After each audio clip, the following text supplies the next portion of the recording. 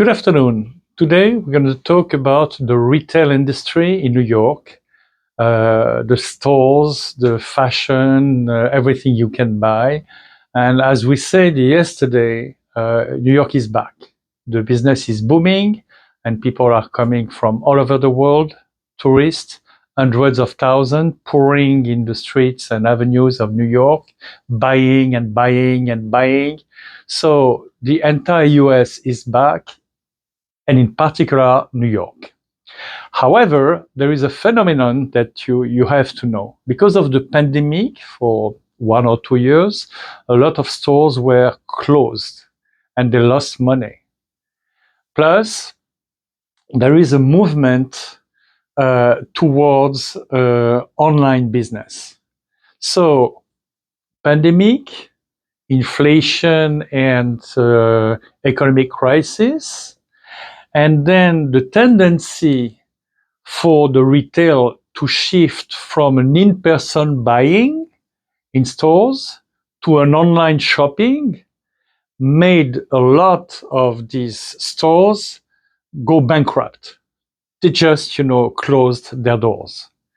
And when you walk in the streets of New York, especially the retail streets, with the highest level stores that you can find in New York, like Madison Avenue, which is one of the richest in the world. You have 1, 2, 3, 4 stores in a row completely closed. They are gone. And they were luxury stores selling to rich people, and they were making a lot of money. And you have the same phenomenon all over the US. You have it, for example, at the corner of the 6th Avenue, Avenue of the Americas, which is one of the busiest avenue of New York, with banks, hedge funds, large companies, advertising and communication companies, medias, etc., etc. And you have the 15th Street, which is the high-end street of New York, with Carnegie Hall and luxurious buildings and stores.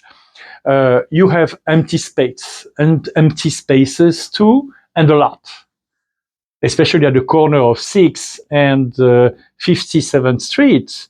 It's one corner empty, the other corner empty, the other corner empty. It's really impressive. And you have the same phenomenon on Broadway. On Broadway, you have sometimes 7 stores in a row closed. At the same time, you have the rebound, and you have hundreds and hundreds and hundreds of new stores, all kinds of stores, luxury stores also opening all over New York. And you have the malls inside of New York, which are making a lot of money. For example, on Columbus Circle, you have the Time Warner building where CNN has its headquarters. You have Whole Foods, which is the large food company, retail food company for Amazon. And it's full of people buying a lot of things. And so this is what I call economic confusion. On one way, a lot of businesses disappear.